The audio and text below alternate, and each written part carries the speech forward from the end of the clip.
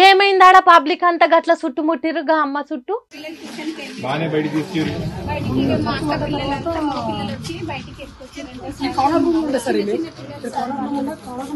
ఆ మూలకుండేమో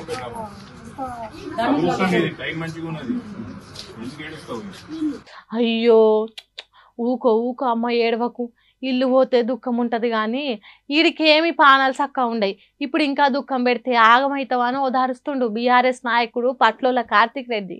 నిన్న వడ్డ జోరు వానకు మణికొండ శివాలయం రిటైనింగ్ వాళ్ళు కూలి 3 ఇండ్లు కొట్టుకుపోయిన బాధితులు వీళ్ళంతా. ఇంట్లో ఆ ముసలమ్మ ఇల్లు కూడా ఉందట. ఆ పట్నంలో ఇల్లుండి బతికేటోళ్ళ పరిస్థితి మరి అధ్వానంగా ఉంది.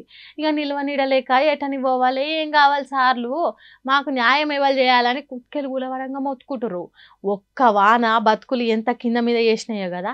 ఈ కష్టం పగోలకు కూడా రావద్దు. జర సర్కారు అయిన నాగిసొంటలకు సాయం చేస్తే బాగుండని మొరబెట్టుకుంటారు ఇది చూసిన వాళ్ళంతా. ఇండ్లు కొట్టుకపోయే వానలు కొడుతున్నాయి అంటే చూడుర్రి ఎంత కోపం ఎల్లగాకుతుందో ప్రకృతి. జర పైలం వర్రి తొవ్వపొంటి.